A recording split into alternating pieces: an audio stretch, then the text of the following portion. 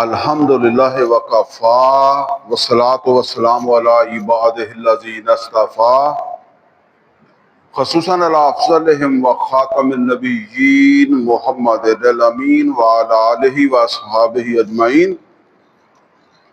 اعوذ باللہ من الشیطان الرجیم، بسم اللہ الرحمن الرحیم۔ قال اللہ عز وجل فی کتابہ الکریم: یا ایہا الذین آمنوا استعینوا بالصبر والصلاۃ ان اللہ مع الصابرین ولا تقولوا لمن یقتل فی سبیل اللہ اموات بل احیاء ولکن لا تشعرون۔ وَلَنَبْلُوَنَّكُمْ بِشَيْءٍ مِّنَ الْخَوْفِ وَالْجُوعِ وَنَقْصٍ مِّنَ الْأَمْوَالِ وَالْأَنفُسِ وَالثَّمَرَاتِ وَبَشِّرِ الصَّابِرِينَ الَّذِينَ إِذَا أَصَابَتْهُم مُّصِيبَةٌ قالوا انا للہ وانا الیہ راجعون اولئک علیہم صلوات من ربہم ورحمہ واولئک هم المہتدون۔ صدق اللہ العلی العظیم۔ رب اشرح لی صدری ویسر لی امری واحلل عقدۃ من لسانی یفقہوا قولی۔ اللہم ارنا الحق حقا وارزقنا اتباعہ وارنا الباطل باطلا وارزقنا اجتنابہ۔ عزیز دوستو، آج اس سطر میں خطاب جمعہ کے اندر انشاءاللہ ہم سورہ بقرہ کی آیات 153 تا 163 انشاءاللہ جو ہے وہ پڑھیں گے۔ ان آیات کے حوالے سے جو موضوع آج بیان ہو رہا ہے وہ موضوع ہے فریضہ شہادت علی الناس کا کٹھن راستہ،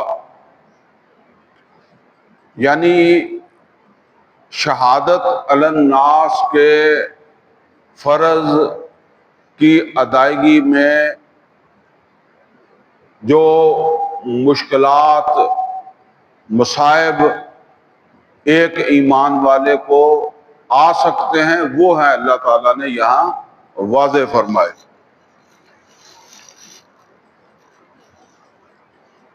اس سے پہلے جو ہمارا پچھلا جو خطاب جمعہ تھا اس کا ایک لنک اس کے ساتھ جو ہے وہ جوڑ لیں۔ امت بنی اسرائیل جو تھی ان کو ٹرمینیٹ کیا گیا اور ان کا سب سے بڑا جرم جو ہے وہ اللہ تعالیٰ نے یہ بتایا کہ انہوں نے شہادے کا کتمان کیا تھا، کتمان شہادہ، جبکہ شہادے کو پیش کرنا تھا۔ اور وہ میں نے سورہ آل عمران کی آیت بھی آپ کو جو ہے وہ سنائی تھی جس میں اللہ تعالیٰ نے فرمایا کہ یاد کرو جس وقت ہم نے بنی اسرائیل سے ایک عہد لیا تھا اور ان سے یہ کہا تھا کہ یہ جو شہادہ تمہیں دے رہے ہیں، یہ جو کتاب تمہیں دے رہے ہیں، لا تبیننہ للناس، اس کو تم لوگوں کے سامنے بیان کرو گے، لوگوں کو پہنچاؤ گے۔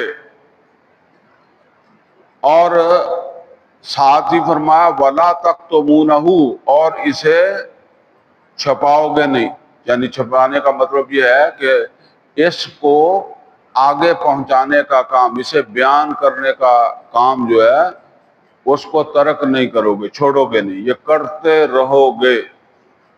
تو انہوں نے وہ شہادت جو تھا وہی ضائع کر دیا، اس میں رد و بدل ہو گیا، اصلی نہیں رہا۔ تو ظاہر بات ہے جب شہادت اصلی نہیں رہا تو اب اس کو جو ہے وہ آگے بیان کرنا، پہنچانا، وہ پھر حقیقت کے اندر وہ دعوت تو نہیں رہی جو اللہ تعالیٰ کی طرف سے جو ہے وہ تھی، جو اللہ پہنچانا چاہتا تھا۔ تو بہرحال اس وجہ سے پھر ان کو ٹرمینیٹ کر دیا گیا، اور ٹرمینیشن کے بعد امت محمد اور رسول اللہ صلی اللہ علیہ وسلم سے اللہ تعالیٰ مخاطب ہوا، اور سب سے پہلے یہ کہ امت مسلمہ کو قبلہ عطا کیا گیا، یعنی اب تمہارا قبلہ جو ہے بطور امت وہ مسجد حرام ہے۔ جب تک امت نہیں بنایا تھا، یہ بات نوٹ کر لیں کہ امت یہاں آ کر بنی ہے، ایک پروسیس چل رہا تھا وحی کے نزول کے بعد، اور وہ پروسیس جب اس جگہ پر پہنچا ہے تو پھر ان لوگوں کو جو ایمان لائے ان کو ایک امت قرار دے دیا گیا۔ تو امت کے لیے پھر ایک قبلہ بھی اللہ تعالیٰ نے جو ہے وہ دے دیا، اور ساتھ ہی یہ بھی بتا دیا کہ اس کام کو جو ہے وہ جو نام دیا اللہ تعالیٰ نے، اس ذمہ داری کو جو نام دیا، اس امت کی ذمہ داری کو، وہ ہے شہادت علی الناس، لوگوں کے اوپر گواہی قائم کرنا، لوگوں تک یہ شہادت جو ہے وہ پہنچانا جو انہوں نے نہیں پہنچایا تھا، اب یہ تم کو شہادت دیا گیا، تمہیں اس کو جو ہے وہ آگے پہنچانا ہے۔ وَكَذَلِكَ جَعَلْنَاكُمْ أُمَّةً وَسَطًا لِتَكُونُوا شُهَدَاءَ عَلَى النَّاسِ وَيَكُونَ الرَّسُولُ عَلَيْكُمْ شَهِيدًا، اور رسول بھی اسی شہادت کو تم تک پہنچانے یا تمہارے اوپر جو ہے وہ اس گواہی کو قائم کرنے کے لیے جو ہے وہ تشریف لائیں ہیں، اور وہ بھی کر کے جائیں گے۔ وَيَكُونَ الرَّسُولُ عَلَيْكُمْ شَهِيدًا، جب وہ شہادت دے دی جائے تو اب وہ شاہد جو ہے وہ شہید بن جاتا ہے، تو وہ شہید کہلاتا ہے۔ جب تک اس نے شہادت نہیں دی ہوتی اس وقت تک وہ شاہد ہے۔ نبی صلی اللہ علیہ وسلم بھی شاہد تھے، اِنَّا أَرْسَلْنَاكَ شَاهِدًا وَمُبَشِّرًا وَنَذِيرًا، لیکن یہاں اللہ تعالیٰ فرما رہے ہیں کہ وہ شاہد ہے، تو شہادت دے کر جو ہے وہ شہید بنے گا، اور تمہیں بھی پھر شہداء بن کر میرے پاس آنا ہے۔ تو اب یہ چونکہ کوئی آسان کام نہیں ہے، اور نبی صلی اللہ علیہ وسلم کی اگر حیات کے اوپر جو ہے وہ ہم دیکھیں تو آپ کی حیات کے اوپر غور کریں تو امت قرار دیے جانے کے بعد پھر مشکلات ہی مشکلات ہیں۔ آپ یہ سمجھ لیں کہ یہ امت قرار دیا گیا ہجرت کے بعد، مدینے آ جانے کے بعد، بدر سے پہلے۔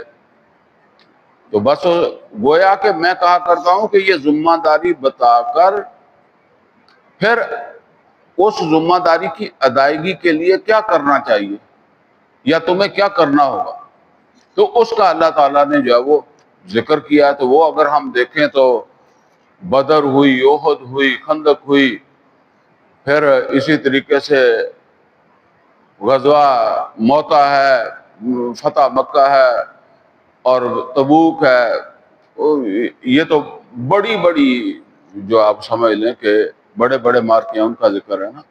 تو نبی صلی اللہ علیہ وسلم کا یہ ٹوٹل 10 سال ہے ہجرت کے بعد، اور جس میں جو ہے وہ آپ یوں سمجھ لیں کہ اسی طرح کا سلسلہ جو ہے وہ چلتا رہا۔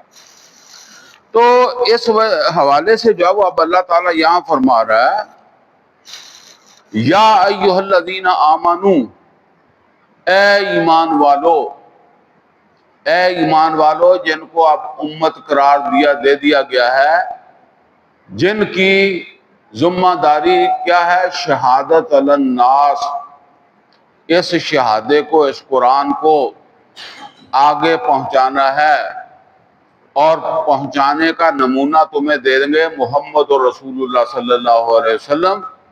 تو جس طرح انہوں نے پہنچانا ہے، اللہ اسی طرح چاہتا ہے کہ پھر تم بھی اس کو جاؤ آگے پہنچانا۔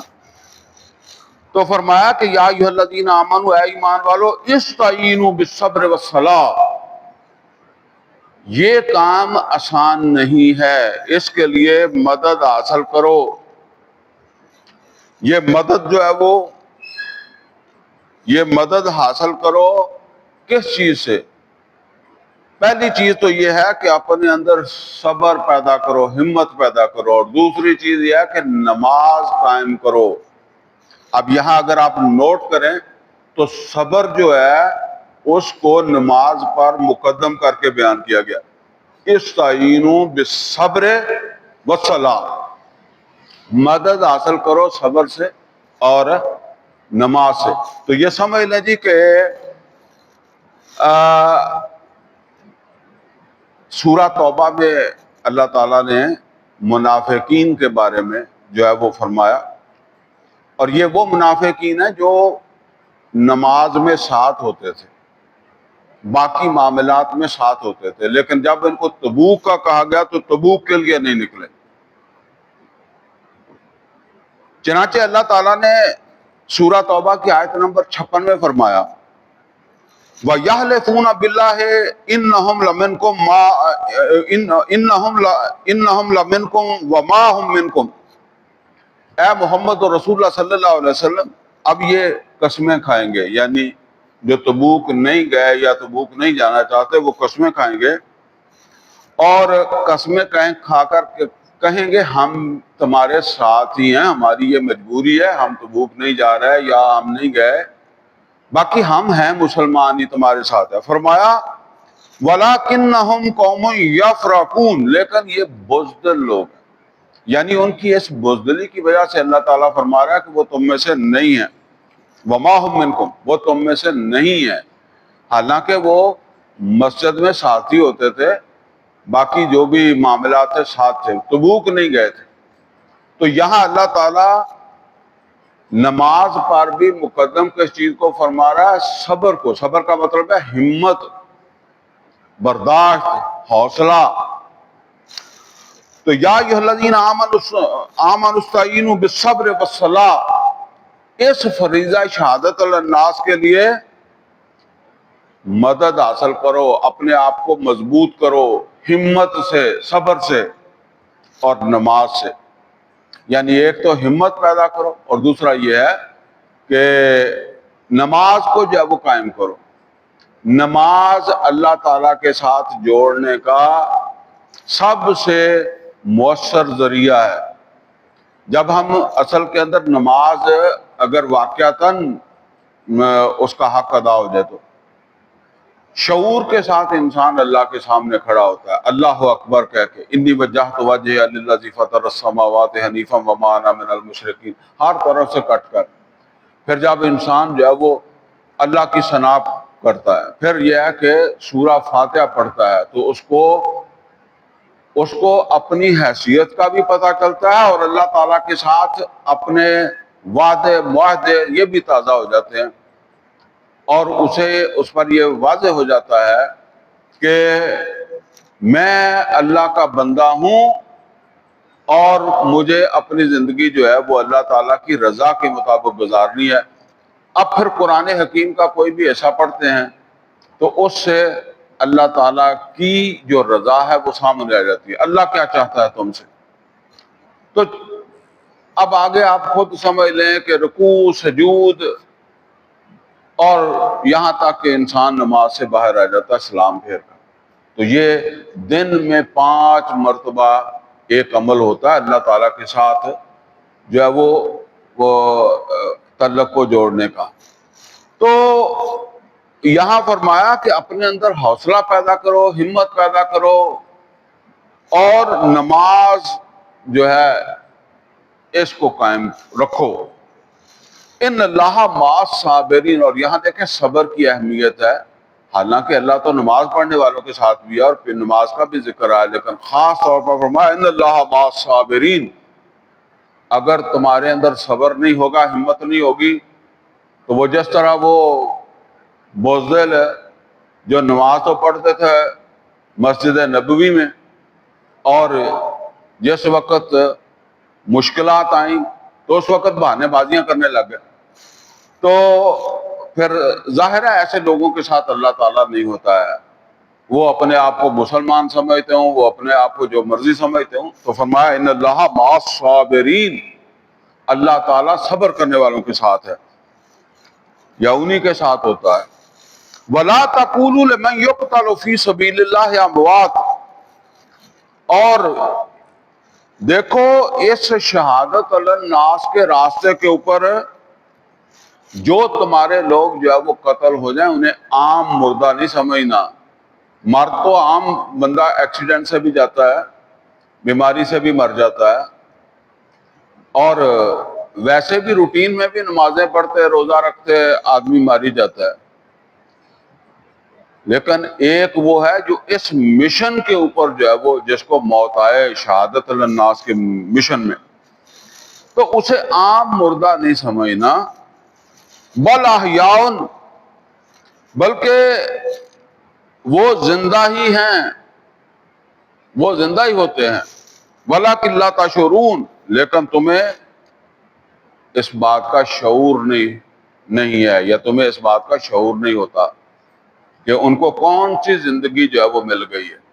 اسی لیے نبی کریم صلی اللہ علیہ وسلم نے ارشاد فرمایا لَوَدِدتُ أَنْ أُقْتَلَ فِي سَبِيلِ اللَّهِ، میری بڑی خواہش ہے کہ میں اللہ کے راستے کے اوپر قتل ہو جاؤں.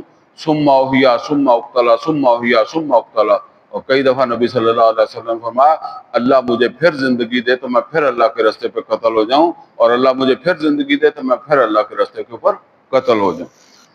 تو یہاں یہ بات سمجھ لیں، ابھی یہ ذمہ داری بتائی گئی ہے کہ تمہاری ذمہ داری کیا ہے؟ شہادت علی الناس، اور اس کے لیے تمہیں بڑی ہمت چاہیے، صبر چاہیے، اور یہ صبر کی قوت اور نماز کے ساتھ تعلق قائم کر کے اللہ تعالیٰ سے اپنے تعلق کو مضبوط کرو. اور اس رستے پر تم قتل بھی ہو سکتے ہو. حالانکہ نوٹ کریں، کیا لازمی ہے کہ مسلمان جو جائے گا جنگ میں قتل ہو جائے گا؟ سورہ توبہ میں اللہ تعالیٰ نے فرمایا ان اللہ اشتری من المؤمنین انفسهم واموالهم بان لهم الجنہ یقاتلون فی سبیل اللہ فیقتلون ویقتلون، قتل کرتے بھی ہیں اور قتل ہوتے بھی ہیں. اور یہاں صرف یہ کہا گیا کہ وَلَا تَقُولُوا لِمَنْ يُقْتَلُ فِي سَبِيلِ اللَّهِ أَمْوَاتٌ، اس رستے کے اوپر جو تمہارے قتل ہو جائیں. یعنی اصل میں اللہ تعالیٰ کی جو منشا ہے کہ اس مشن میں تم اپنے آپ کو یہ سمجھ کر آؤ کہ ہم نے اپنا سودا اپنے رب سے کر لیا ہے. وہ جو سورہ توبہ کی آیت نمبر 111 میں ابھی میں نے بتایا ان اللہ اشتری من المؤمنین انفسهم واموالهم بان لهم الجنہ، گویا کہ اپنے لیے ذہن سے سوچ کر اس رستے کے اوپر چلو کہ تم اس مشن کے اندر تمہاری جان جا سکتی ہے.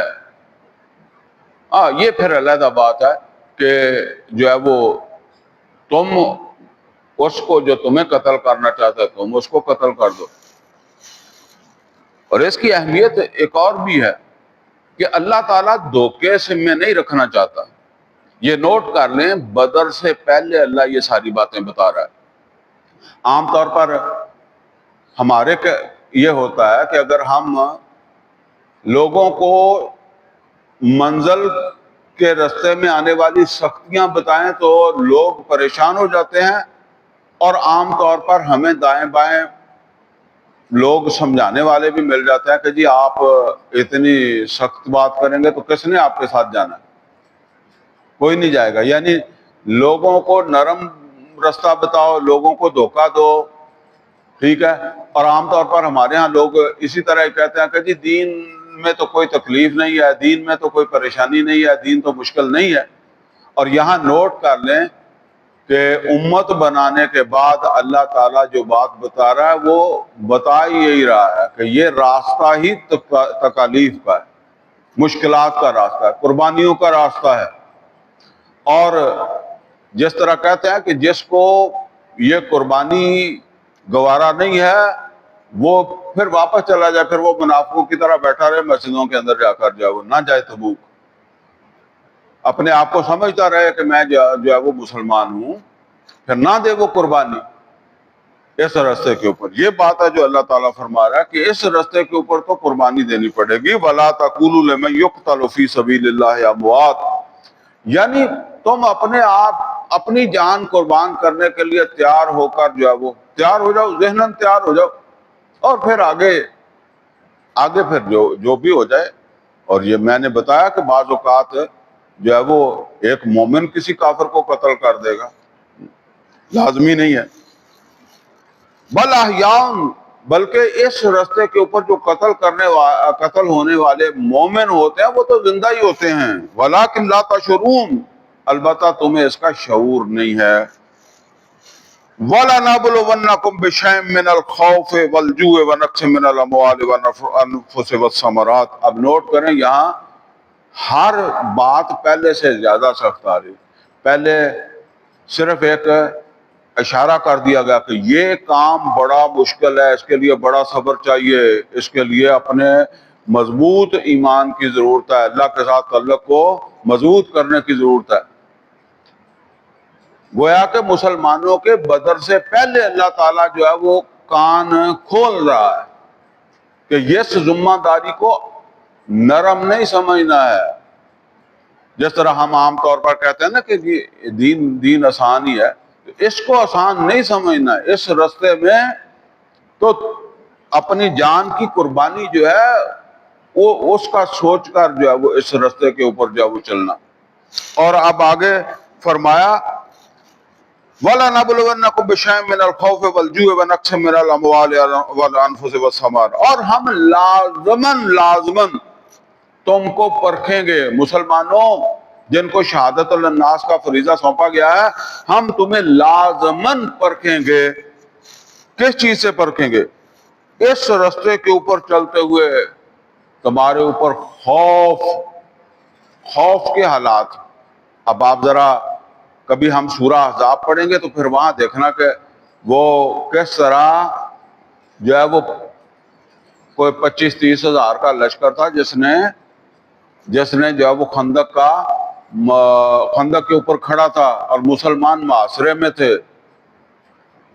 یہ حالات فرمایا، اور اللہ فرما رہا ہے وَلَنَبْلُوَنَّكُمْ بِشَيْءٍ مِّنَ الْخَوْفِ، ہم تمہیں ضرور پرکھیں گے، اس طرح خوف میں مبتلا کر کے ضرور پرکھیں گے. وَالْجُوعِ، اور معاشی پریشانیوں سے بھی. بھوک کیا؟ معاشی مسائل. اور یہ پھر مسائل ذرا دیکھیں غزوہ تبوک میں جاتے ہوئے. اب وہ وقت نہیں ہے کہ اس کے اوپر میں گفتگو کروں کس طرح کے حالات تھے، کھانا نہیں تھا، ٹھیک ہے. تو اس راستے کے اوپر اس طرح کے حالات بھی آئیں گے. ہم عام طور پر کام کرتے ہوئے چاہتے ہیں کہ جی ہم پورے طور پر ذہنی طور پر جو ہے وہ معاشی طور پر جو ہے وہ ہمارے معاملات ٹھیک ہوں تو پھر ہم بھاگتے دوڑتے نظر آئیں، پھر ہم نماز بھی ٹائم پر پڑھیں اور دوسرے کام بھی کریں. اور اگر کوئی معاشی تنگی آ گئی ہے، کوئی مسائل آ گئے ہیں، کوئی گھر میں فوت ہو گیا ہے، کسی کی شادی ہو گئی ہے، میں وہ کہا کرتا ہوں کہ شادی ہو، خوشی ہو، غم ہو، نمازیں اس گھر والوں کو معاف ہو جاتی ہیں. تو فرمایا وَلَنَبْلُوَنَّكُمْ بِشَيْءٍ مِّنَ الْخَوْفِ وَالْجُوعِ وَنَقْصٍ مِّنَ الْأَمْوَالِ وَالْأَنفُسِ وَالثَّمَرَاتِ، فصلوں کا نقصان، باغات کا نقصان. قحط، کوئی دشمن کی بھی کوئی اس طرح کی منصوبہ بندی ہو سکتی ہے. جس طرح انڈیا کہتا پانی بند کر دینا میں نے، تو اس سے بھی جو ہے وہ نقصان ہو سکتا ہے فصلوں کا، باغات کا. تو فرمایا کہ جانوں اور فصلوں وغیرہ کے باغات کے نقصان کے ذریعے سے بھی ہم تمہیں پرکھیں گے کہ تم اپنے ایمان پر قائم ہو یا پھسل رہے ہو.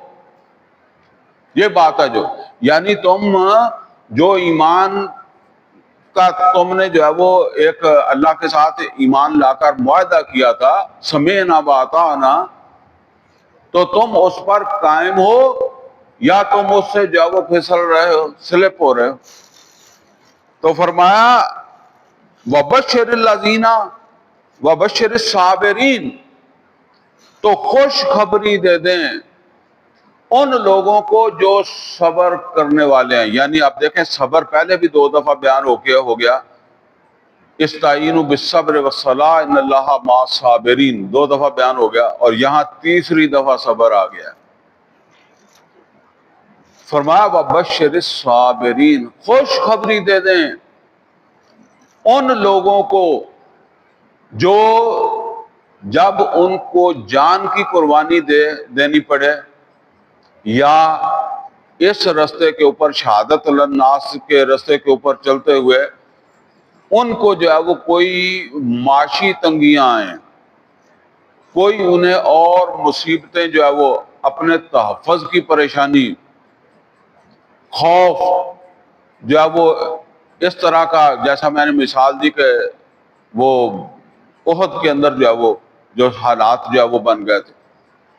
اور اسی طریقے سے جو ہے وہ کوئی تمہارا دشمن کو ایسا قدم اٹھائے جس کی وجہ سے تمہاری معاش کے جو ہے وہ ڈسٹرب ہو جائے، یا اللہ کی طرف سے کوئی قحط آ جائے، کسی طریقے سے بھی اللہ تعالیٰ کہتا ہے جو وہ میں تمہیں آزماؤں گا. اور تمہیں اپنی جانوں کی، یہ جان کا ذکر دوبارہ پھر آیا ہے، اور جان کی قربانی بھی جو ہے وہ دینی پڑے گی. جو ان سب قربانیوں کے وقت صبر و ثبات کا مظاہرہ کریں.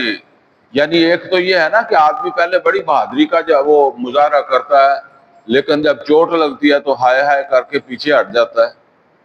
تو فرمایا کہ جو جب ان پر اس رستے میں، یہ شہادت الناس کے رستے میں، جب ان پر کوئی بھوک آئے، کوئی معاشی تنگی آئے، کوئی قحط سالی آ گئی، کوئی جان کی دشمن اب غالب آ رہا ہے، کوئی جان کی قربانی دینے کا وقت آ گیا ہے، تو وہ پھر صبر و ثبات کا مظاہرہ کریں، حوصلے کے ساتھ اپنی وہ قربانی جو ہے وہ اللہ تعالیٰ کے رستے کے اوپر دیں.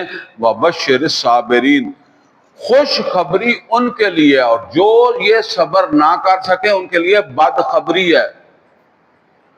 یعنی اللہ جو خوشخبری دے رہا ہے وہ ان لوگوں کے لیے ہے جو اس رستے کے اندر، شہادت الناس کے رستے کے اوپر، ان قربانیوں میں ثابت قدم رہیں، پیچھے نہ ہٹیں، قربانی سے پیچھے نہ ہٹیں، جان کی قربانی سے پیچھے نہ ہٹیں، مال کی قربانی سے پیچھے نہ ہٹیں، اور کبھی ان کے دل کے اندر یہ ملال نہ ہو. سورہ توبہ میں تو منافقوں جو ہے ان کے بارے میں بہت تفصیل سے اللہ نے ذکر فرمایا ہے کہ یہ تو یہ چاہتے ہیں کہ اس طرح کے حالات میں یہ کہیں جو ہے وہ کسی دوسری جگہ جا کر پناہ لے لیں. تو اگر آدمی نے یہ سمجھا جب وہ مصیبت آ گئی، جان کی قربانی کا وقت آ گیا، دل میں یہ خیال آ گیا کہ اگر میں نہ ہی آیا ہوتا تو پیچھے بچوں میں رہتا، تو اب یہ ثابت قدم نہیں رہا، اور یہ آخری سٹیج کے اوپر جا کر جو ہے وہ پھر سلپ ہو گیا. اس کے لیے خوشخبری نہیں ہے. یہ بات ہے اللہ تعالیٰ فرما رہا ہے. وَبَشِّرِ الصَّابِرِينَ، خوشخبری ان لوگوں کے لیے ہے جو اینڈ تک، اپنی جان جانے تک ثابت قدم رہیں. وَبَشِّرِ الصَّابِرِينَ الَّذِينَ إِذَا أَصَابَتْهُمْ مُصِیبَۃٌ، یہ وہ لوگ ہیں کہ جب بھی ان کے اوپر کوئی مصیبت آئے گی، یا جب بھی ان کے اوپر کوئی مصیبت آتی ہے، قَالُوا إِنَّا لِلَّهِ وَإِنَّا إِلَيْهِ رَاجِعُونَ. اب ذرا نوٹ کریں، ہم نے تو صرف یہی سمجھا کہ جب کوئی مر جائے تو اس وقت ہم اِنَّا لِلَّهِ وَإِنَّا إِلَيْهِ رَاجِعُونَ کہتے ہیں. اللہ تعالیٰ یہاں کن کے لیے بتا رہا ہے کہ یہ شہادت الناس کے فریضے کی ادائیگی کے لیے ان ایمان والوں پر جب اس طرح کے حالات آ جائیں، کوئی معاشی مصیبتیں آ جائیں جو ناقابل برداشت ہوں، یا کوئی اور دشمن کا اتنا زیادہ خوف ناک صورتحال اس کی جب وہ بن جائے، یا یہ ہے کہ اپنی جان جا رہی ہے، تو ان کے اندر کوئی ملال پیدا نہیں ہوتا، کوئی افسوس پیدا نہیں ہوتا، بلکہ ان کا ایمان کا جو تقاضا ہوتا ہے وہ کیا ہوتا ہے، وہ اس بات کو جان رہے ہوتے ہیں کہ وہ اس دنیا کے اندر اللہ کی طرف سے ایک مشن پر ہیں، وہ اللہ کی طرف سے ایک کام پر بھیجے گئے ہیں، اور اگر وہ کام مکمل نہیں ہوتا اور رستے میں ہی ہماری جان نکل جاتی ہے. اور یہ بات سمجھ لے، خواہ کوئی میدان جنگ میں جان دے یا کوئی اپنے گھر میں دے، وہ اللہ کے حکم سے ہی مرتا ہے. تو اس کا مطلب یہ ہے کہ اللہ نے واپس بلا لیا. میں وہ کہا کرتا ہوں کہ ایک آدمی ہے، مزدور ہے، آپ اس کو کہتے ہیں، یا آپ کا ملازم ہے، آپ اسے کہتے ہیں کہ یہ چیز اٹھا کر وہاں رکھ دو، کوئی 2 ایکڑ پر رکھ دو، ایک تھیلا پڑا ہوا ہے، کوئی بوری پڑی ہوئی ہے، آپ کہتے ہیں اٹھا کر جو ہے وہ 2 ایکڑ دور جو ہے وہ رکھ دو. اور آپ ابھی 1 ایکڑ ہی گئے تھے اٹھا کر، یا وہ مزدور جو ہے وہ 1 ایکڑ ہی گیا تھا. تو وہ جو مالک ہے یا جس کا وہ مزدور ہے یا جس کا وہ غلام ہے، اس نے اسے کہا کہ بس ادھر ہی رکھ دو، یعنی 2 ایکڑ تک جانے کی ضرورت نہیں، بس 1 ایکڑ پر ہی رکھ دو، تو رکھ کے میرے پاس آ جاؤ. تو کیا وہ کوئی ملال ہوگا اسے؟ وہ پہلے بھی کس کے حکم پر جا رہا تھا؟ وہ اپنے اس جس کا وہ غلام ہے یا جس کا وہ نوکر ہے اس کے حکم پر جا رہا تھا نا. تو الٹا وہ تو یہ سوچے گا کہ میرا مالک جو ہے اس نے مجھے رعایت کر دی، بجائے 2 ایکڑ تک جانے کے اس نے مجھے 1 ایکڑ پر ہی چھٹی دے دی. تو اگر کسی کی جان نکل رہی ہے اس رستے کے اوپر تو وہ تو اس طرح سوچے گا انا للہ و انا الیہ راجعون. باقی ویسے عام مرنے پر بھی بات یہی ہے، لیکن یہاں نوٹ کیا کریں کہ اصل میں اللہ تعالیٰ یہ باتیں کس مقام کے اوپر جا وہ بتا رہا ہے. تو اگر مر رہا ہے حرام راستے پر، کبھی سوچا ہی نہیں زندگی کے اندر جو ہے وہ میری زندگی کا کوئی مقصد بھی تھا، میں دنیا کے اندر کس کام کے لیے آیا تھا، وہاں آپ انا للہ انا الیہ راجعون پڑھ بھی لیں گے تو کیا فرق پڑ جائے گا. یا یہ ہے وہ کہ اگر اس رستے کے اوپر جو ہے وہ چلتے چلتے، ٹھیک ہے موت گھر میں آ گئی ہے، لیکن یہ شہادت علی الناس کا فریضہ جو ہے اس کی انجام دہی میں زندگی گزار رہا تھا، کتمان شہادہ نہیں کر رہا تھا، شہادے کو پیش کرنے میں لگا ہوا تھا. بس ٹھیک ہے، جان چلی گئی، دشمن کے ہاتھوں چلی گئی یا ویسے ہی موت آ گئی. تو انا للہ و انا الیہ راجعون. اب فرمایا اولئک علیہم صلوات من ربہم ورحمہ. اور یہاں نوٹ کریں، بڑی اہم بات ہے، اولئک علیہم صلوات، یہ صلوات کا لفظ پھر نوٹ کر لیں، صلوات کا لفظ جو ہے اس کو نوٹ کریں.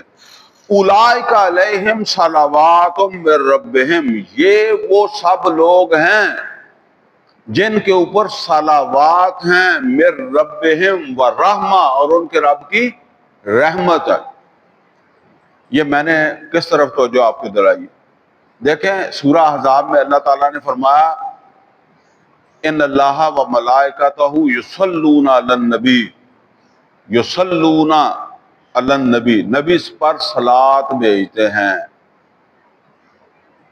یہ فرقوں سے ذرا نکلیں، نبی صلی اللہ علیہ وسلم پر صلاۃ بھیجتے ہیں اللہ اور فرشتے.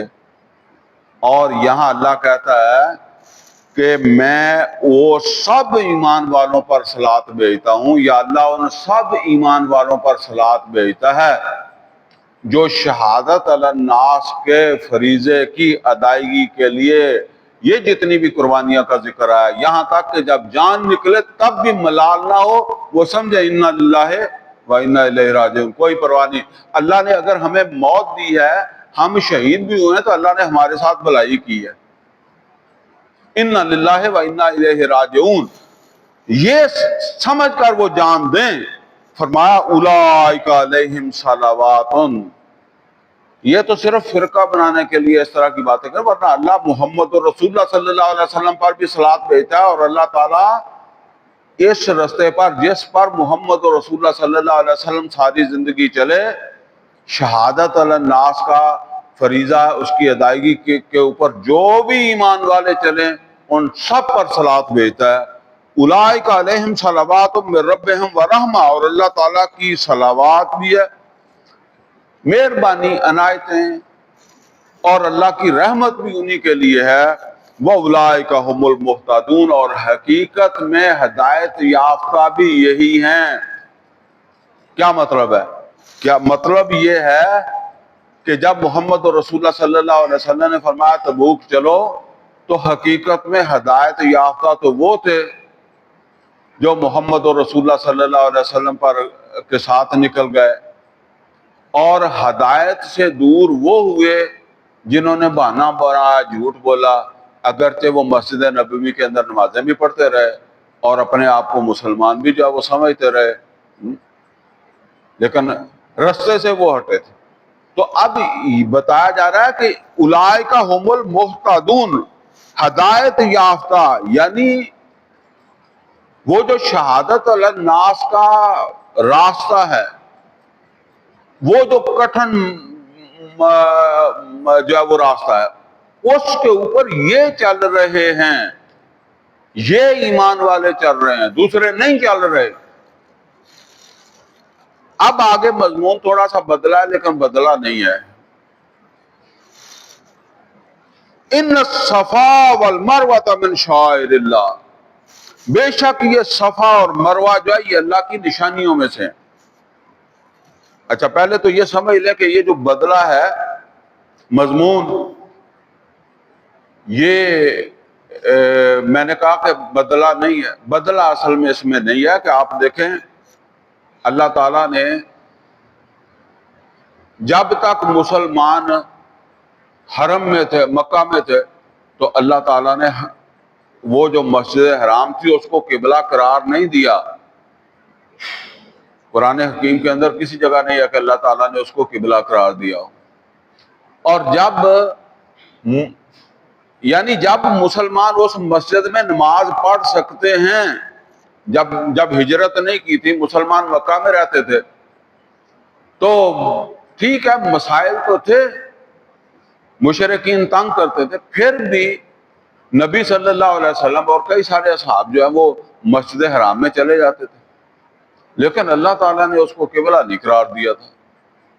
جب مسلمان وہاں سے ہجرت کر کے مدینے آ گئے تو اب قبلہ قرار دیا۔ اب جو مدینے آئے ہیں تو یہ شوق سے آئے ہیں، حالات کی وجہ سے آئے ہیں، حالات نہیں تھے وہاں رہنے کے۔ تو اب ذرا آدمی سوچتا ہے کہ اب کیا ہم نے یہاں سے وہاں جانا ہے؟ وہاں سے تو ہم نکل کر رہے ہیں، 2 دفعہ ہاں مسلمان ہجرت کر کے حبشہ گئے، تیسری دفعہ ہجرت کر کے مدینہ آئے، تو اب اللہ تعالیٰ کی کیا حکمت ہے کہ ہمیں جو ہے وہ اس قبلے کے ساتھ جوڑ دیا جہاں سے ہم ہجرت کر کے آئے، نکل کے آئے ہیں۔ اور دوسری بات یہ ہے کہ ہجرت جب تک مسلمان مکہ میں تھے اللہ تعالیٰ نے حج عمرہ فرض ہی نہیں کیا۔ ہاں عمرہ تو خیر فرض نہیں ہے، حج فرض ہی نہیں کیا، ٹھیک ہے نا۔ حالانکہ دیکھیں ایک عبادت ایسی ہے جو اس مقام کے ساتھ نتھی ہے، یعنی مدینے والے بھی حج کے لیے مکہ ہی جاتے تھے۔ یہ ہمارے وہ کچھ لوگوں کو سمجھ نہیں ہوتی ہے، وہ کہتے ہیں جی اللہ تعالیٰ مدینے کا حج کراوے، حالانکہ مدینے والے جو ہے وہ حج کے لیے کہاں آتے تھے؟ خود نبی صلی اللہ علیہ وسلم بھی مکہ آتے تھے، حج وہیں مکہ میں ہی ہوتا ہے۔ لیکن جب تک مکہ میں اللہ حج فرض ہی نہیں کر رہا، اور جب مکہ سے نکل کر چلے گئے تو اب اللہ نے حج فرض کر دیا۔ اور چلے نماز تو وہاں بیٹھ کر بھی پڑھ سکتے ہیں مسجد حرام کی طرف منہ کر کے، حج کیسے کریں گے؟ اصل میں اللہ کو بھی یہ پتا ہے کہ یہ ابھی تو ہجرت کر کے آئے ہیں، یہ مکہ جا نہیں سکیں گے، لیکن اللہ تعالیٰ نے مسلمانوں کو قبلے اور یہ حج کے ذریعے سے سرزمین مکہ کے ساتھ باندھ دیا۔ دیکھیں مسلمان پہلے ہجرت کر کے حبشہ بھی گئے تھے نا، اور جب مدینے آئے ہیں تو مدینے آنے کے بعد بھی آسانیاں تو نہیں رہی، مکے والے حملے کرتے رہے، اور خود وہاں منافقین بھی جو ہے وہ پریشان کرتے رہے۔ تو اگر بالفرض مسلمان سمجھتے کہ ہم یہاں سے بھی ہجرت کر کے حبشہ چلے جاتے ہیں، عرب کی حدود سے باہر چلے جاتے ہیں، تو یہ بھی ہو سکتا تھا نا۔ اصل میں اللہ کی منشا کیا تھی؟ اللہ کی منشا یہ تھی کہ یہ شہادت للناس کا جو فریضہ ہے، یہ سرزمین عرب جسے حجاز کہتے ہیں، اس کے اندر محمد و رسول اللہ صلی اللہ علیہ وسلم کی طرف سے ادا ہو جائے، یہاں اللہ کا کلمہ سربلند ہو جائے، یہاں اللہ کا دین سربلند ہو جائے، اور پھر آگے محمد و رسول اللہ صلی اللہ علیہ وسلم کی امت لے کر چلے. جیسے وہاں آیا نا کہ وَكَذَلِكَ جَعَلْنَاكُمْ أُمَّةً وَسَطًا، اللہ نے تمہیں امت وسط بنایا، لِتَكُونُوا شُهَدَاءَ عَلَى النَّاسِ، تم نے لوگوں کے سامنے اس کو پیش کرنا ہے، شہداء علی الناس، نوع انسانی کے سامنے اس کی شہادت دینی ہے. وَيَكُونَ الرَّسُولُ عَلَيْكُمْ، رسول دیں گے تمہارے اوپر شہیدہ، شہادت یعنی رسول تمہارے اوپر یہ گواہی دیں گے.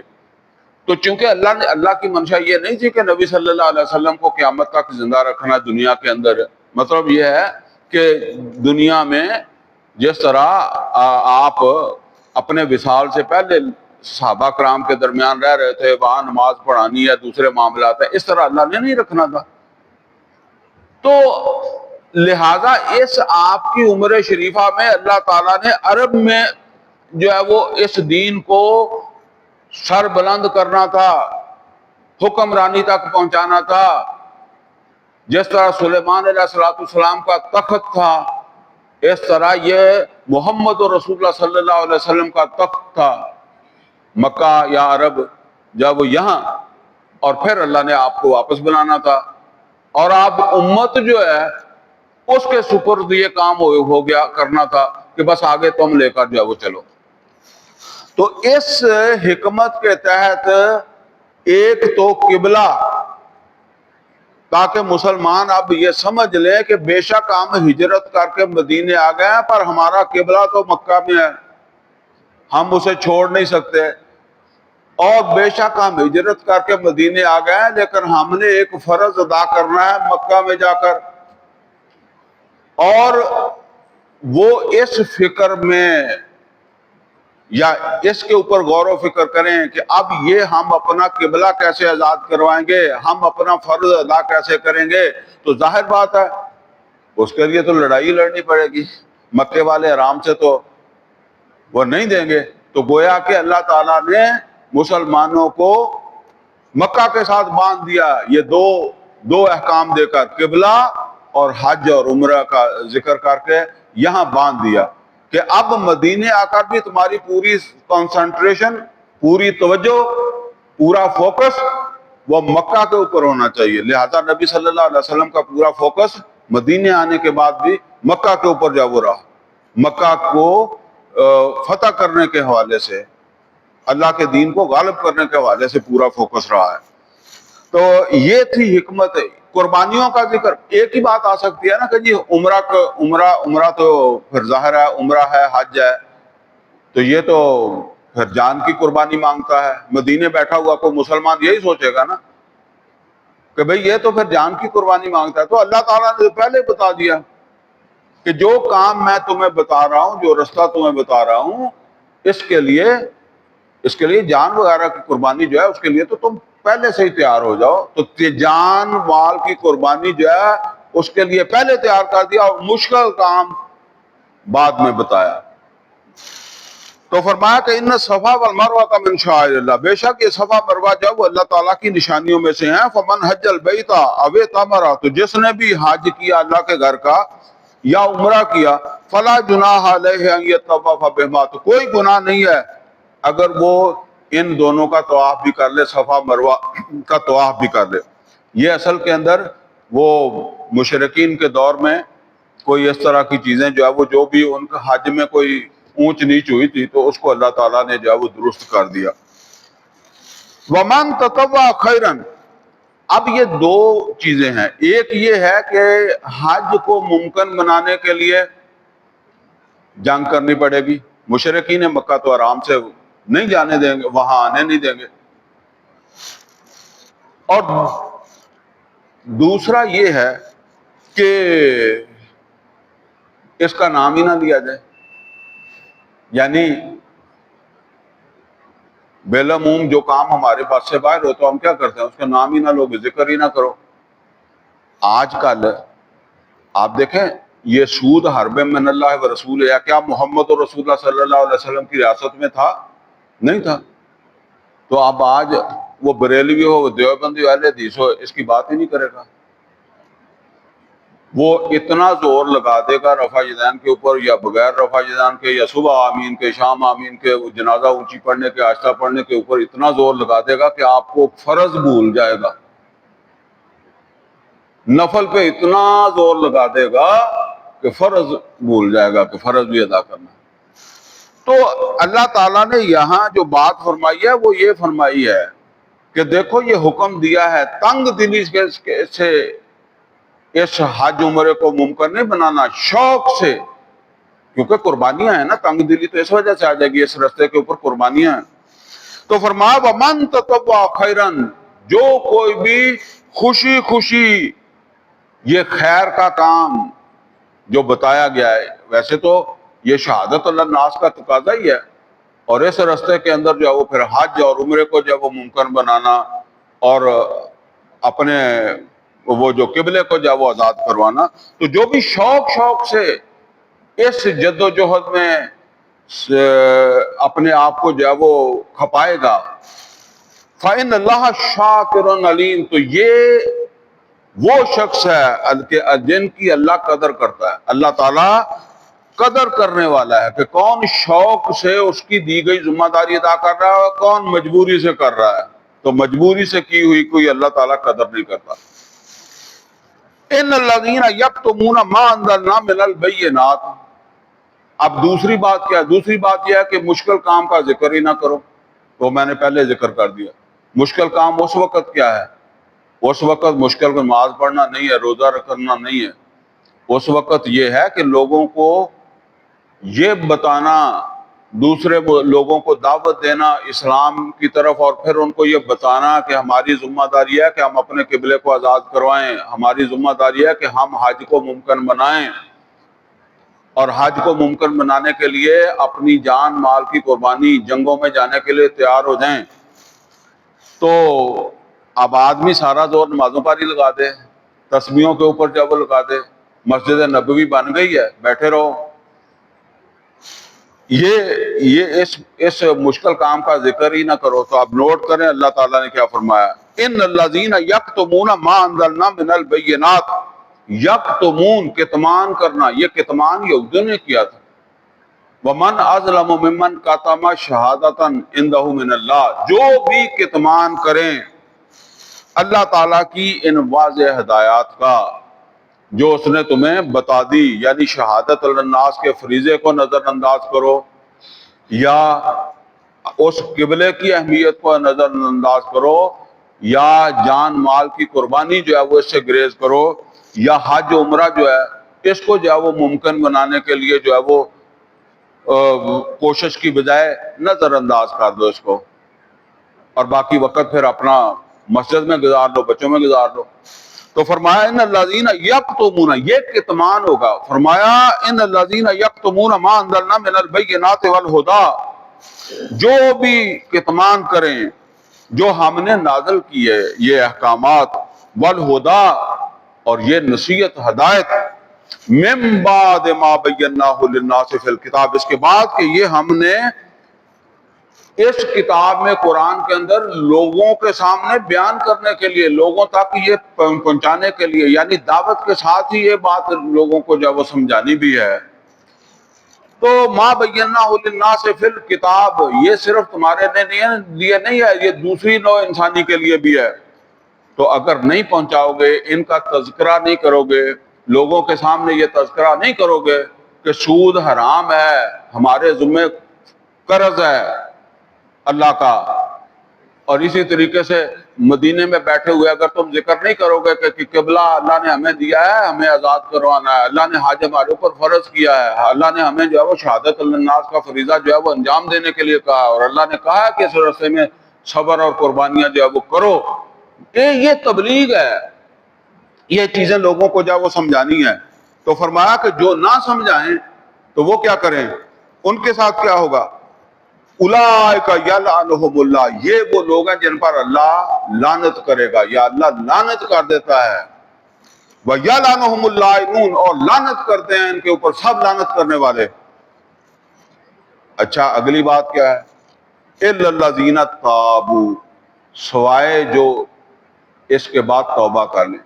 توبہ رستہ ہے کوئی بڑے سے بڑا بھی. جو تبوک نہیں گیا اس کے لیے بھی توبہ کا رستہ تو کھلا تھا. تو فرمایا کہ إِلَّا الَّذِينَ تَابُوا، سوائے ان لوگوں کے جو توبہ کر لیں، وَأَصْلَحُوا، اور اپنی اصلاح کر لیں. کیونکہ پہلے اصل کے اندر جو ہے وہ درست نہیں چل رہے تھے. درست کیا نہیں چل رہے تھے؟ کہ جو چیزیں لوگوں کو بتانی تھی، اللہ کے وہ احکامات جو بھاری تھے اور تمہارے وہ بس میں نہیں تھے، وہ لوگوں کو سمجھانا تھا، بتانا تھا کہ اللہ کی طرف سے یہ بھی ہمارے اوپر ذمہ داری ہے اور اللہ کی طرف سے یہ بھی ذمہ داری ہے. تو وہ اس کو چھپایا، اس کو بیان نہیں کیا. تو اب اصلاح کر لیں. اور تیسری بات کیا ہے؟ وَبَيَّنُوا، اب بیان کریں. پہلے کتمان کر رہے تھے، اب بیان کریں. إِلَّا الَّذِينَ تَابُوا، جو توبہ کر لیں، وَأَصْلَحُوا، اور اصلاح کر لیں. وَبَيَّنُوا، اور کتمان کی بجائے آپ اس کو بیان کرنے لگ جائیں. فَأُولَٰئِکَ أَتُوبُ عَلَيْهِمْ، تو یہی وہ لوگ ہیں جن کی توبہ اللہ قبول کر لے گا.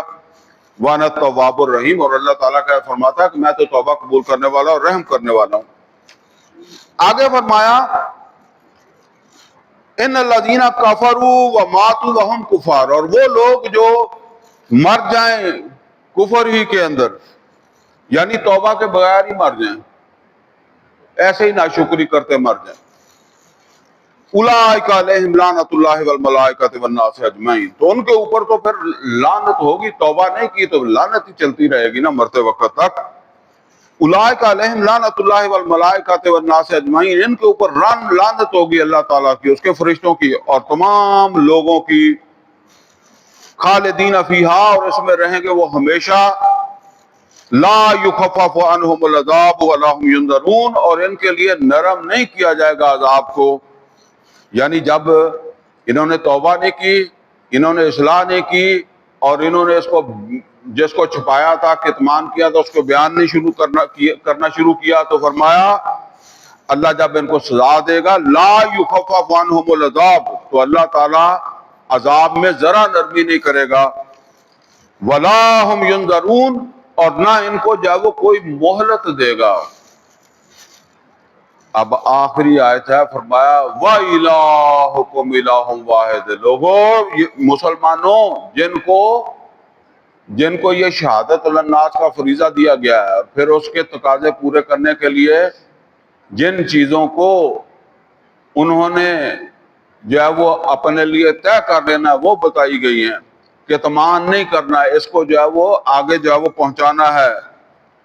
تو یہ سمجھ لو تمہارا معبود، مالک، رب ایک ہی ہے، کوئی اور نہیں ہے، کسی اور کی پرواہ نہیں کرنی. وَإِلَٰهُكُمْ إِلَٰهٌ وَاحِدٌ، تمہارا مالک ایک ہی ہے. یعنی جو مالک ہے اس کے حکم کو اہمیت دینی ہے.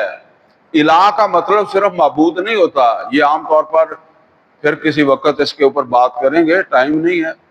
تو الہ جو ہے وہ تو 20ویں سپارے کے بالکل شروع کی 5-6 آیتیں جو ہے وہ بہت اہمیت رکھتی ہیں.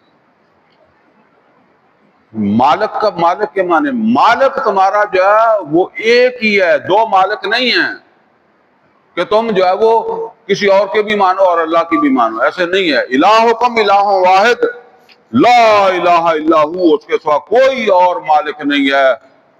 الرحمن الرحیم، وہ انتہائی مہربان اور نہایت رحم کرنے والا. مطلب یہ ہے کہ اگرچہ اس کی باتیں سخت ہیں، یہ بہت بھاری کام ہے جو اس نے تمہارے ذمہ لگایا ہے، اس کے لیے جان مال کی قربانی دینی پڑے گی، لیکن پھر بھی سمجھ لو کہ یہ بھی اللہ کی رحمت ہی ہے. اللہ تمہاری قربانیوں کے ذریعے سے باقی انسانوں کے لیے امن قائم کرنا چاہتا ہے.